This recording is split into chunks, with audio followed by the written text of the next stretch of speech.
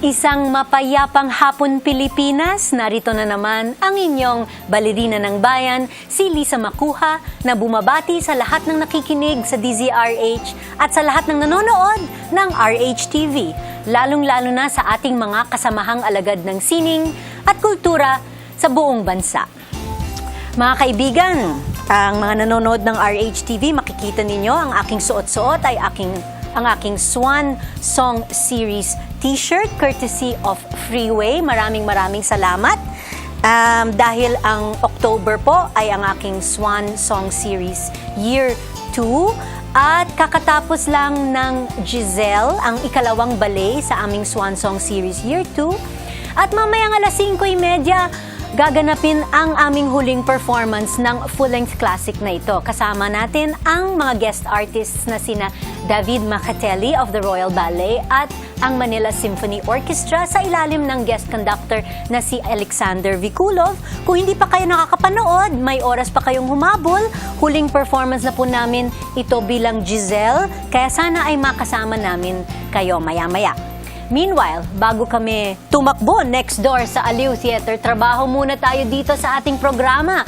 At isang malaking karangalan para sa amin ang makasama ang isa sa pinaka-respetadong pangalan sa industriya ng advertising photography sa Pilipinas na ginagamit ang kanyang talento at impluensya para din sa iba't ibang advocacies. Samahan ninyo kami sa kalahating oras ng masaya at malaman na kwentuhan kasama ang master photographer na si Ginoong John Chua.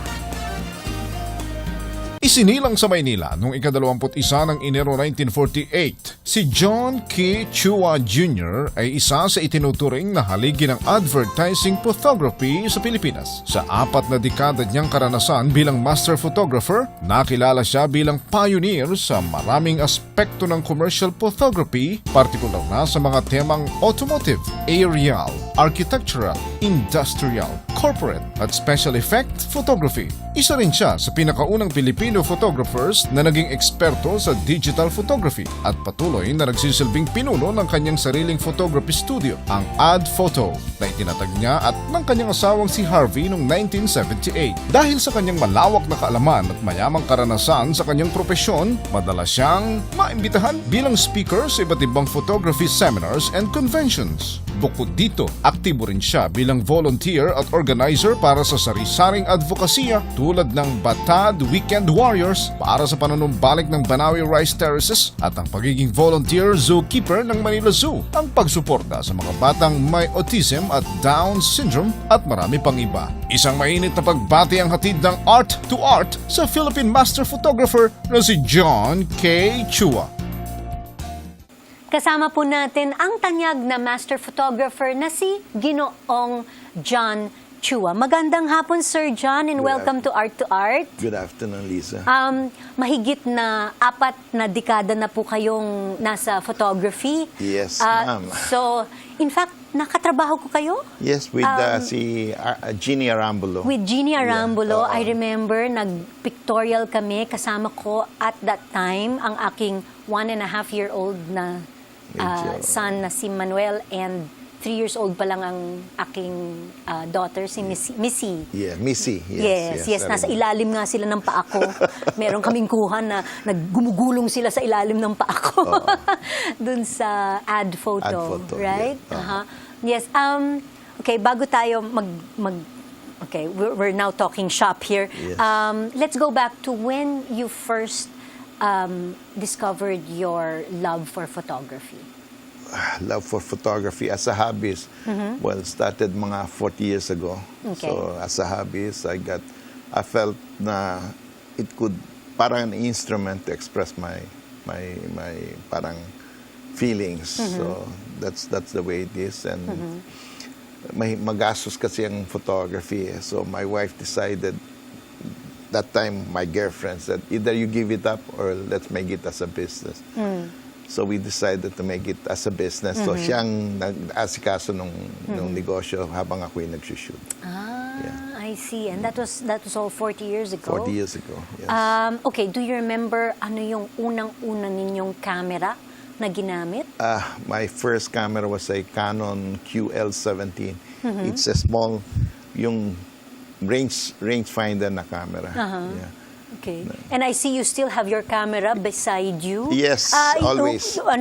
Hindi yan humihiwalay sa Hindi katawan humiwalay ninyo. yan. It's part of my life. Being a photographer, I always have a camera. Okay. Yes. Bakit po ninyo naisip na mag-specialize sa advertising photography? Kasi ang nakikita ko sa advertising, parang palagi naiiba yung challenge mo. Hindi katulad ng maganda yung wedding, pero halos every time it's always about wedding. Unlike in advertising, you can shoot cars. Like 2 days ago, I was doing aerial photography, and sometimes you go into food, you know, and the special effects. So naiiba. It never-ending ang challenge ng advertising. Yes. Okay. What does it take po ba to be very good at this particular field of photography? There's only one rule there. In advertising photography, you're only good as your last job. Yeah. Parang performing arts, Di ba? You're only as good as your last performance. Because hindi mo masasabi, maski na mahusay ka, the client will always judge you on what you did for them, the last job. Right? So, maski na mahusay ka, pag one day pumalpak ka, then that's it. That's the end of the line, right? So, you have to do 100%. Okay. Like in dances, 100% performance every time. Okay. Meron kayong sariling studio, Ad Yes, Photo. Ad Photo, yeah. Briefly, can you give us an idea of the kinds of photography that Ad Photo is engaged in? We do in Ad Photo use for 40 years. We've been doing advertising. We specialize in car photography. We had 4 sets of photographers. Like si Jeannie is our senior photographer. We had Anna Malampas, and then my daughter Kathy and myself. So we have a car studio, and then we do special effects. For me, I do a lot of aerial photography because I love flying.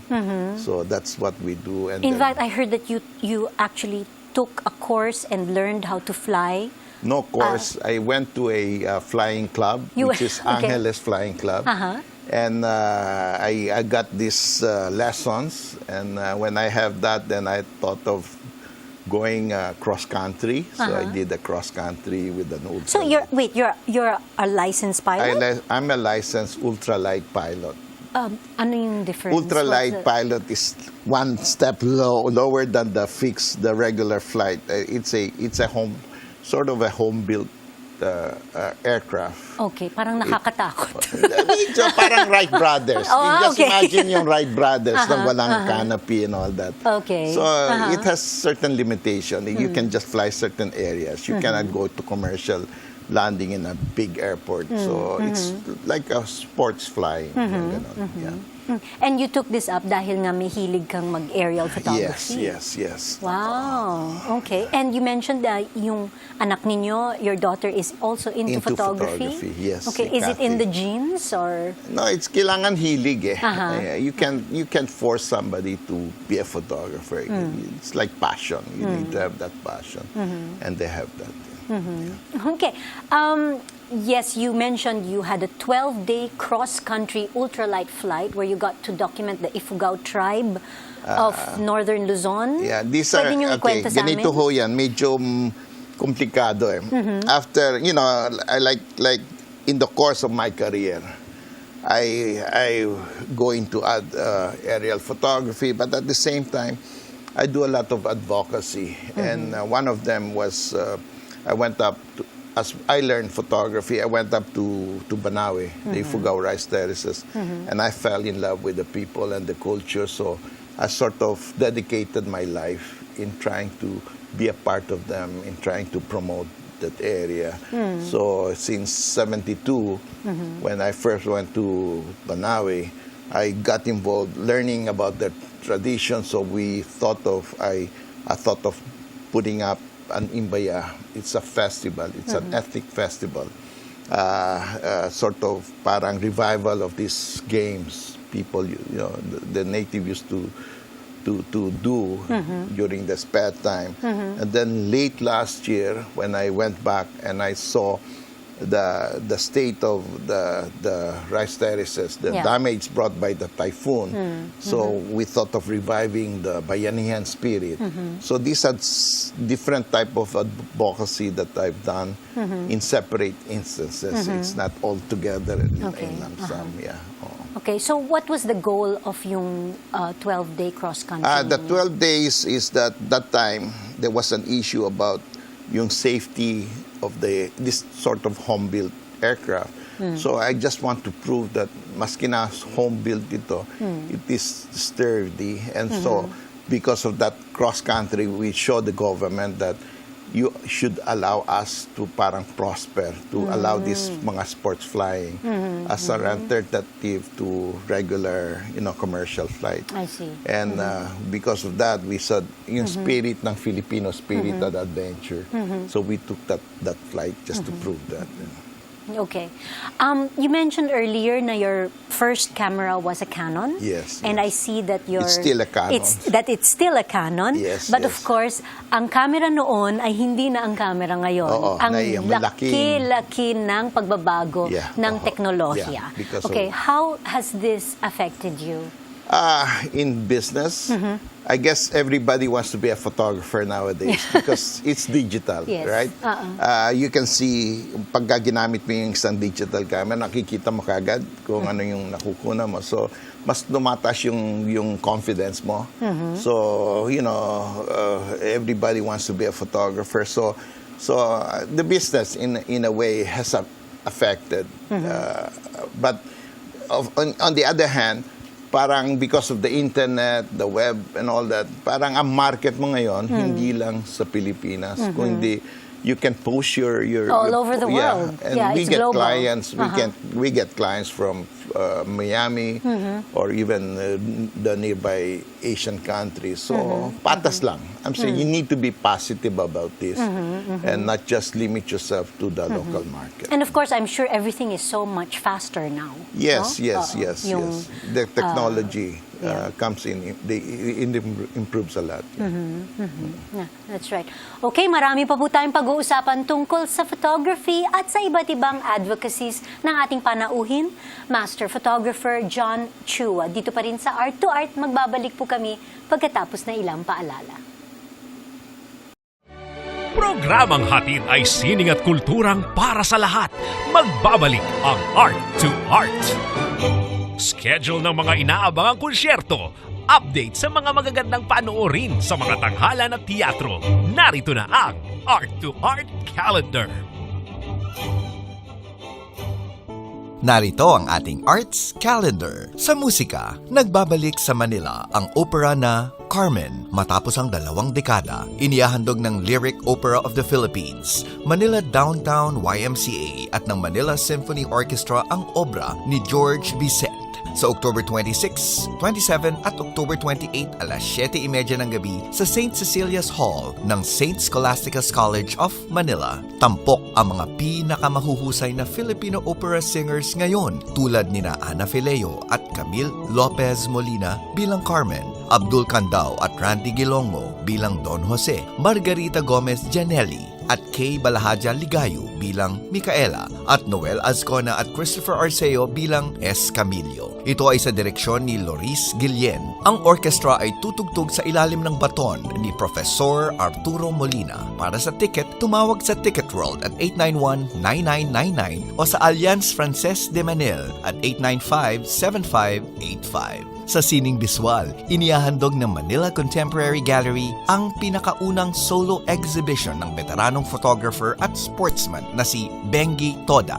Tampok sa exhibit na pinamagatang Chasing Mountains. Ang mga larawan niya ng Mount Mayon, ang rice terraces ng Banawe at mga bulubunduki ng Batad, Mayoyaw at Hingyon. Si Toda ay may-ari ng Studio 58 Lab 10, isang matagumpay na photographic production house. Ang Manila Contemporary Gallery ay matatagpuan sa number 2314 Don Chino Roses Avenue Extension, Makati City. Makikita ang Chasing Mountains hanggang November 18. Samantala, bilang pagtanda sa ika-250 anibersaryo ng British occupation ng Manila, inihahandog ng Philippine Map Collector Society o PHMCOS ang kanilang ikalawang exhibit na pinamagatang British Occupation of Manila and Cavite 1762 to 1764 sa Water Dragon Gallery ng Yuchengco Museum. Sina Maria Isabel Ongpin at Jonathan Best ang nag-curate ng exhibit na nagtatampok ng 18th century maps, prints at rare books na nakaugnay sa British occupation.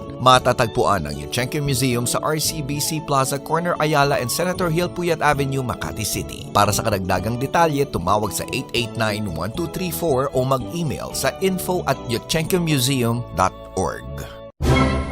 The country's most beloved prima ballerina bids farewell to 3 of the world's most romantic classical masterpieces. Join Lisa Macuja-Elizalde in her ultimate performances of the immortal ballets Don Quixote, Giselle, and Carmen in the Lisa Macuja Swan Song Series Year 2, featuring Ballet Manila and internationally acclaimed guest artists Michael Martinyuk of the Kremlin Ballet as Basilio in Don Quixote, and David Macatelli of the Royal Ballet as Prince Albrecht in Giselle, and Rudy de Dios as Don Jose in Carmen. Also featuring the Manila Symphony Orchestra with guest conductor Alexander Vikolov of the Mariinsky Theater. Don't miss this last chance to watch our very own Filipino ballet icon, Lisa Macuja-Elizalde, bring to life her unforgettable roles of Kitri, Giselle, and Carmen in these series of farewell performances. Don Quixote on October 5 and 7 at the Aliu Theater, Giselle on October 19 and 21 at the Aliu Theater, and Carmen on October 26 and 27 at the Star Theater. Lisa Macuja's One Song Series 2012 is co-presented by Manila Broadcasting Company, Bella Roca, Bank of Singapore. Major sponsors, Freeway Art National Artist Collectors Series, and special thanks to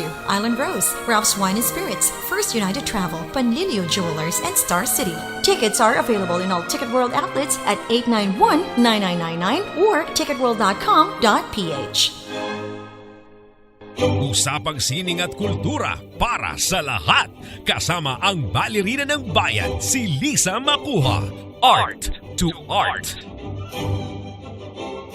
Kasama pa rin po natin ang tanyag at respetadong advertising photographer at tireless advocate na si Ginoong John Chua. Okay, Sir John, meron kayong PWD Core sa inyong t-shirt. Ako naman merong Swan Song Series. So we have our own sa likod, advocacy. the Lisa Macuja Swan Song Series. Yan, Yes. okay. Na year 2 ngayon. Meron tayong sariling t-shirt. Yeah. Okay. Yes, ma'am. Can you tell us about photography with a difference. difference? After 40 years of taking pictures, I only, parang finally it dawned to me that I can use photography as a means to make a difference, right? So 3-4 years ago, we had this, parang I accidentally met a child with autism, right?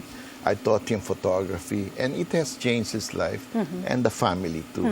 So I figured if one photographer can make a difference, why not get more photographers involved? Wait, so what happened with this child of autism? This with child, autism? yes, you know, You as gave him a camera? Yes, in a way. When the father asked, what can I do with my child? I said, why Okay. don't you give him a camera? The reason, because parang, di ba, when you have a child with autism, they have their own world. Yes. Di ba? So if you have a camera and you let him use it, parang he captures how he thinks of the world, and it would help us, the normal people, understand them better, and that holds true. So soon we know him better, and at the same time, yung mga litratong kinunan niya expresses his idea, and in fact, some of his pictures were in the front page of Inquirer. I saw that. I remember one of those photos. So parang yun, parang all of a sudden, because of that, people start, parang they change their attitude, the treatment, they become friends, right? So, and the mother starts learning photography and all this. So, nung it encouraged me. So we put up this photography with the difference. It's PWD. It stands for People with person with disability. So what I do is through Facebook, I connect photographers and ask them to volunteer one day Okay. in their lives. And then I connect them to mga PWD organization like Down Syndrome, the Autism Society of the Philippines, Visually Impaired, and all this. And just for one day, I connect them with SM, Cares, Canon Philippines, right? And then we choose venues. Ang rule lang namin is that it's free, we don't charge, right? But the children must be with their parents. Okay. So we had this day when they come together, and then we have one photographer assigned to one child. And our goal is to capture that bonding moments Yeah. between the child and the parents, Okay. right? And after that workshop, then Kano would print all this for exhibition, and SM Cares would give us the venue. And that day, parang for 1 week, we'll have this photo exhibit in a certain SM mall, parang to create a public awareness that these people, that these children are normal. Yes. They are just like us, right? So it helps parang the organization, parang they get people to support this organization. We've been doing this for the last 3 years, and so far we have done 35 workshops nationwide, Wow. involving 1,000 photographers. So when we moved that, then as usual, we thought of something different, right? So this PWD, we thought of doing the batad, the restoration of the rice terraces, again, because of photograph. So we encourage volunteers from Manila to go up to Banawe to do this volunteerism. And then lately, last week, we put the notch a little bit higher. I said, why don't we teach photography to blind children? And Photography to blind children. So Wow. it's something Wait, teka unique. muna. Paano? Yes. Anong mechanics nito? What Okay. I Okay. When last month, when I was, people come in with ideas, right? Okay. Because they thought, I can do things. When last month I learned that Canon came in with the latest technology. It's a point-and-shoot camera that has face recognition, right? Okay. So if I take a picture of you, Yeah. right, and I've registered your face in the camera, if you're in a crowd, that camera will look for your face, right? If you smile, that camera, when you press, it will take a picture. If you're smiling, if you're not, it will not take picture. Oh, it's that intelligent a camera. Yes, it is, Okay. right? So there's certain feature that I think would help if we are able to share this with the blind children. So the last weekend, we had our 2 days with them. Our condition is that parents should be with them. So we choose 5 children, right? And the first day, we had this orientation.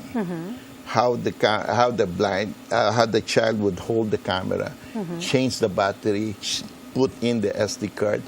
Just by the sound of the click, they would know at what particular camera control that he's into. So parang maski na bulag, other senses are parang the most sensitive. So they would point the camera to the source of the sound. Right? And they would hold you, a figure, yeah? And then they would move back a bit, and they will take picture of you. So Sorry, but how do the children see the results of their efforts? It's actually not much of the result, but Okay. it's the bonding, right? Like for instance, we had this before you tell them what to shoot, you need to describe, right? Like this, we had okay, take a picture of your parents, right? So you describe your mother is in front of you. He would come in and touch you, right? And then he would move back because we in a certain space, right? Yeah. And then he would ask you, please smile and all this. Then they take picture. Then once we had these prints, then you need to describe. So it's in the process. Okay. Right? And yun yung bonding. Yun ang bonding, right? Because true enough, they cannot see. But like for instance, we gave them after the 2-day workshop, we gave them the camera, lend them the camera, and they go home. We gave them themes to shoot. Pets, right? So anong ginawa ng isang bata? Kinunan niya yung pet chicken niya. Ang sabi niya, si Bulik, the name, si Bulik ay bulag katulad ko. Puro good-looking kami at masigla kaming pareho. I'm saying, probably for a viewer, that shot of that chick is normal. Maybe visually, a normal guy can shoot better. But that's not the point that's there. not The the point point, there yes. is, he took that picture because he know the chicken is blind, and yet he's so positive about his life.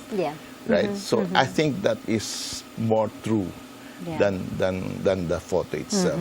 So Definitely. it's moving. It's going to be a 30-day workshop. Okay. Right? So hopefully by the time we could probably have a photo exhibit by then. Okay, you recently spoke to over 100 photographers from 9 Asian countries about your advocacy. Yes. Can you tell us more about the event that was held in Malaysia? Yes, this is Crossing Bridges. These are photographers from the 9 different Asian countries, and their goal is really to get together for friendship.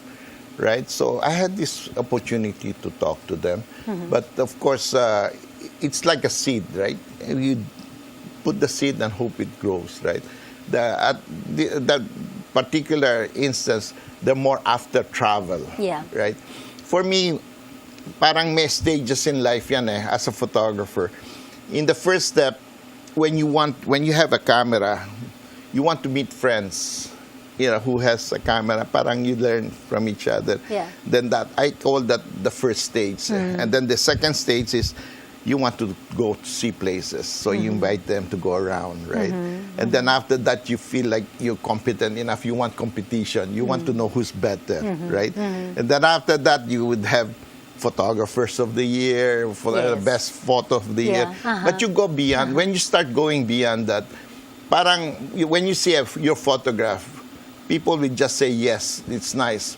But when you have pictures like this kind of advocacy where you create a difference, it's not your photo now. It's the people get affected by that picture. So you will be at that stage. So I explained to them, and I think hopefully we'll hear something from them soon. And you're not only helping people, you are also a volunteer elephant keeper sa Manila Zoo. Wait, parang lahat na pinapasukan ninyo. Hindi, basta pag may pumasok, like itong si Mali, I need to fight for her. There's a group that wants to transfer Mali to a Mali sanctuary. Is the elephant? The elephant. Okay. It's by accident because 10 years ago, my daughter, young then, wants to volunteer sa zoo, right? So as a father, you want to support, right? So you come in and then, while supporting, you say good words about zookeepers, and they would say, madaling sabihin niya, mahirap gawin. So I have to prove that I can take care of an animal. So I end up taking care of the elephant. Now my daughter is old. Everybody's gone. I was left behind. Okay. So I take care of Mali for almost 12 years now. 12 years now. Wow. In fact, I just came from check her out because there was a wound on her trunk. Oh no. Okay. So Yuga, 12, and I'm the only one whom she trusts. So I do that every weekend. And sometimes there are friends who would like to feed the elephant. I would invite them. They on weekends they feed Mali. And tell us about your magic notebook. Oh, magic notebook. Nadala-dala ninyo lagi. Yeah. Okay. This one. Yes. What is that magic notebook? No, actually, it's not a magic notebook. It's something like sometimes when you have ideas, right, or at night, right? Sometimes you have a brilliant idea, and by the morning you forget what it is, so you write it down. So I do a lot of things that I think is nice ideas, so I write it down. Then, and I always say, dream big, right? Same effort. When you dream small and dream big, you have the same effort. So people now start saying, like one parent from this blind child said, "Thank you, John, for dreaming big and making those dreams into reality." And I'm happy because I'm happy for them, because you need to dream big to make life interesting. So this is my magic notebook, but it could be any. Okay, and of course, words of advice to young people out there who want to become photographers, who want to go into photography. Yeah, it's easy, but you need to have passion. I'm saying, you just have to be clear of your objective and fight for it, right? So that's the only advice. And you I don't can. necessarily need the most expensive equipment, do you? You don't.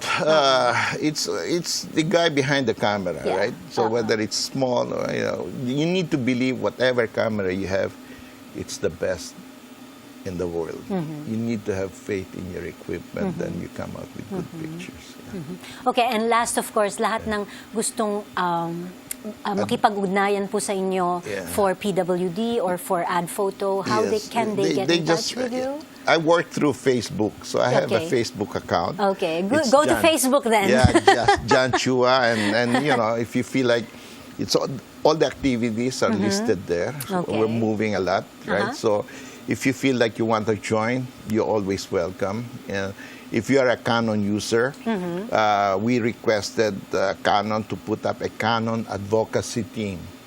That means there are a lot of activities of helping children or green environment and all that. Then you can join in. Okay. No problem. Yeah. Okay, great. Thank you Thank you. very much. Maraming salamat. Thank you Sir too. John Thank you. Chua. I hope, Okay.